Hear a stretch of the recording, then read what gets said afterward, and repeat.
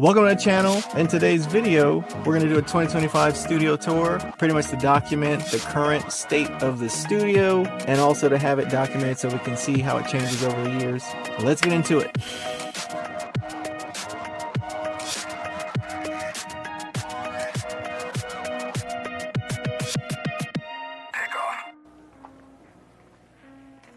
This is the drum room. We have our drum set here. This is a D drum, D2 drum set.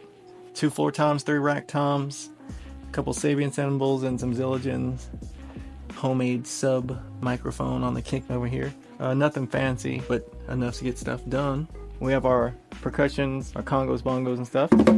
Everything's running, a patch bay, so all the mic cables are running. It's under the floor tom over there.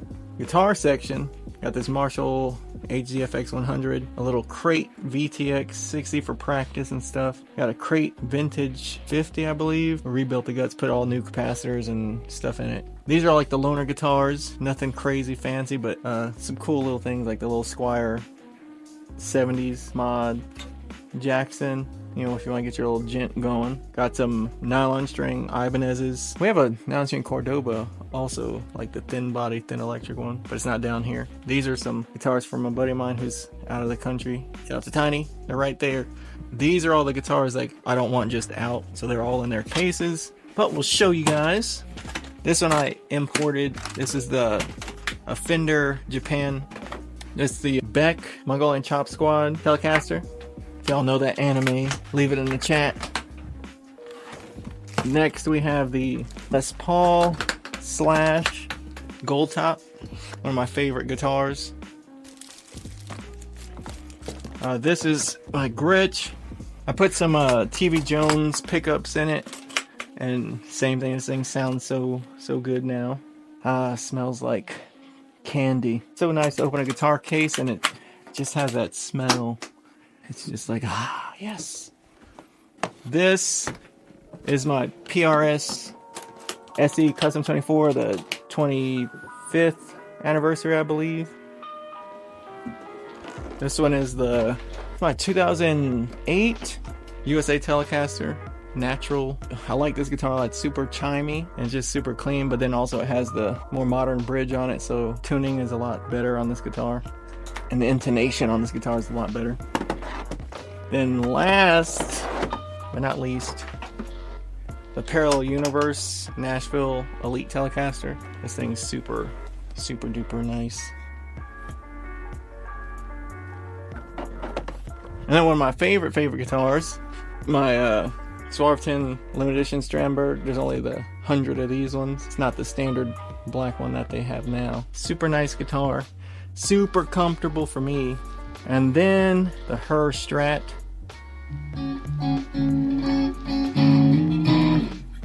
Sounds super good. On this section, had the Mark I Rhodes. Then it's a Mustang 3 amp just to play when you're sitting right here, but then we run everything to the patch bay. Lastly, in here, we have the closed back DT770 Pros, the LCT 1040 Lewitt microphone. This is that tube and FET. I love how you can pick if you want it saturated, if you want it warm, if you want it clean, or if you want it FET or tube, or a blend of both. And then some random percussions, little random things, egg shakers, tabla, tambourine. Over here, we call it the chop shop. It's where all the sampling equipment is. I got the MPC 5000. It's one of my favorite drum machines. When the 4000 and the 5000 came out, people complained about it because of the operating system, but the 5000 to me has like one of the best workflows without having to have JJOS. And I've made a lot of beats on this one. Anyway, y'all can't hear all that. Next to it, got the ASR-10. I'll run MIDI between both, control each other, vice versa. Got the SP44 Mark II sitting right there. Got the old school machine. Had this since machine came out. Then we move over here. We have where all the MPCs live. Good old trusty MPC 4000. Got the MPC 2000, one of the limited edition ones. Got the Stanton T60 turntable and mixer. Have another one of the MPC 2000 XL limited editions. One of my favorite ones. I remember seeing Bangladesh and Pete Rock and all them use them things. Then at the bottom, the good old gray one. Moving to the next section, got the Open Labs D beat.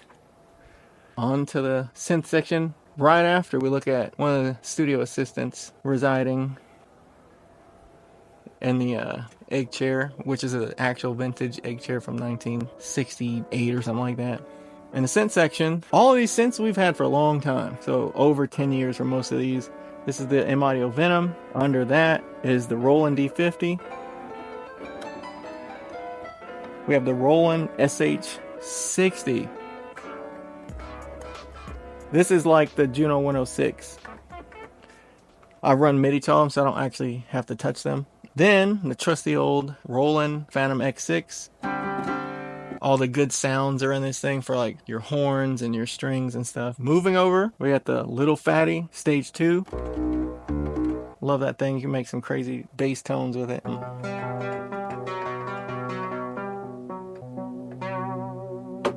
Prophet 08 PE, so it's got the actual potentiometers that stop, not just endlessly cycle, so it makes it a headache when you're trying to dial your patch. Down here we have the Matrix Brute.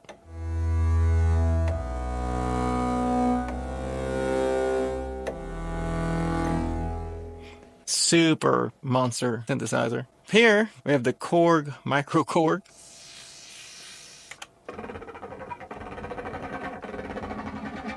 Next to it, the Roland SH32.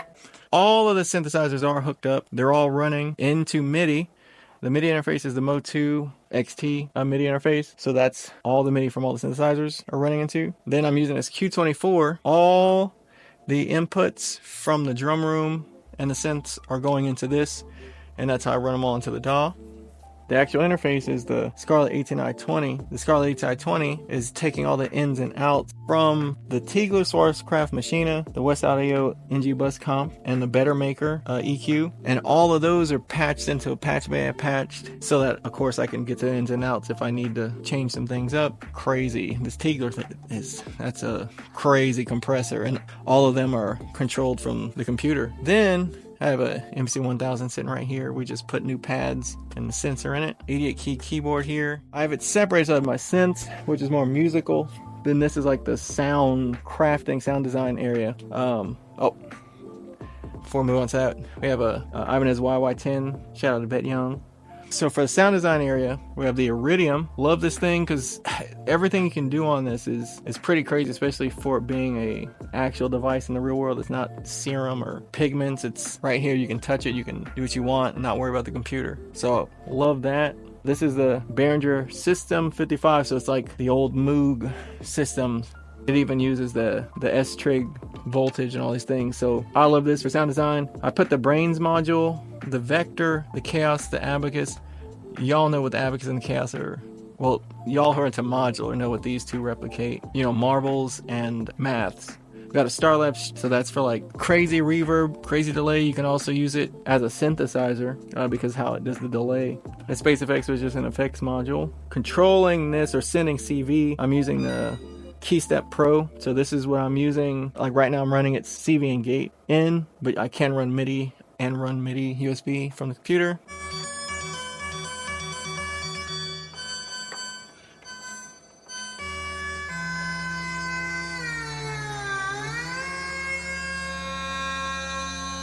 You can sit here and sound design all day. Next to it is the Arturia Drum Brute. Above that is the 16 voice Prophet Rev 2. And then next to that is the Behringer 2600, the Blue Marvin. Novation Ultra Nova, vocoder.